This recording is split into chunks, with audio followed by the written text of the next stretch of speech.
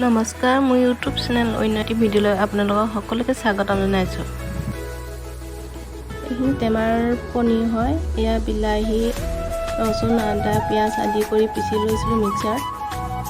আৰু এয়া তেল গৰম হোৱাত পনীৰখিনি ভাজি লৈছোঁ।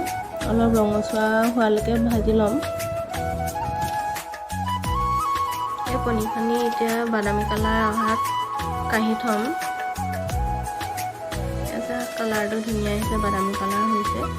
আৰু এতিয়া এনেদৰে মই কাঢ়ি ৰাখিলোঁ পাত্ৰ এটাত।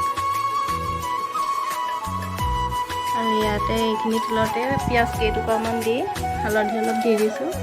আৰু ইয়াত ৰচুন, আদা, বিলাহী আৰু পিঁয়াজ পেষ্টটো দি দিলোঁ তেলখিনিতে। এয়া পেষ্টটো অলপ লৰাই লোৱাত এয়া দি দিছোঁ পনীৰ মছলা। বেলেগ একো মছলা ব্যৱহাৰ কৰা নাই, অকল পনীৰ মছলাই ব্যৱহাৰ কৰিছোঁ। অলপ নিমখ দি দিছোঁ।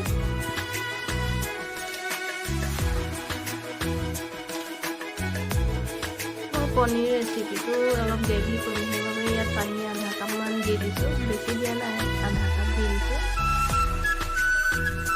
আৰু এয়া উতল অহাত ফ্ৰাই কৰি ৰখা পনীৰখিনি দি দিছোঁ।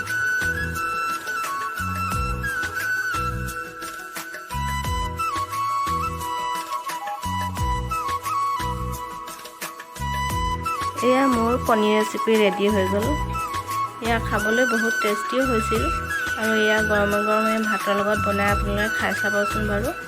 বহুত টেষ্টি লাগে খাবলৈ এনেদৰে বনালে। এয়া মোৰ ৰেচিপিটো চাই ভাল পালে যদি প্লিজ লাইক, কমেণ্ট আৰু শ্বেয়াৰ কৰি দিব।